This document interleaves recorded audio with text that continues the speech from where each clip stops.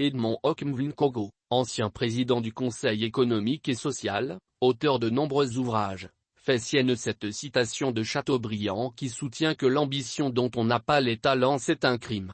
Dans un libre propos, l'auteur de Déficit démocratique et mal développement en francophonie, fait savoir que pour réussir en politique, il faut avant tout, avoir un cœur et surtout, aimer les autres.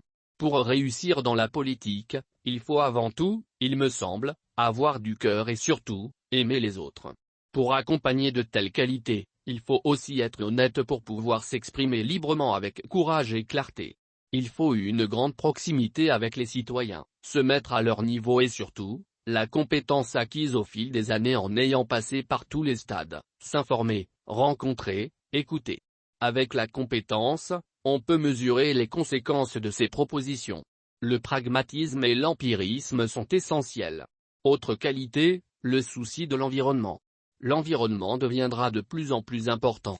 Chaque homme politique devra assumer de lourdes responsabilités pour sauver les générations futures. Il faut être irréprochable, ne rien cacher de l'état de la situation économique de là où on se trouve. Une bonne réalité concrète du terrain assurée grâce à la proximité avec les citoyens.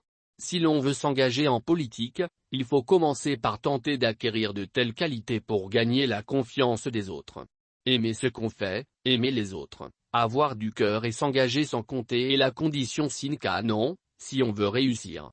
Le blabla de ceux qui ne sont jamais sortis de chez eux et qui prédisent l'avenir sans expérience, n'ont aucune chance de convaincre. Réussir en politique, c'est un travail de longue haleine. Il faut avant tout, bien avoir à l'esprit, qu'un engagement pour les autres, c'est être un militant dévoué, sans forcément avoir à l'esprit que pour s'intéresser à la société, tout passe par un mandat électif, tenter une aventure élective, sans être passé par une grande expérience associative, c'est forcément ouvrir tout grand, les portes de l'échec. On ne parle bien que de ce qu'on connaît bien.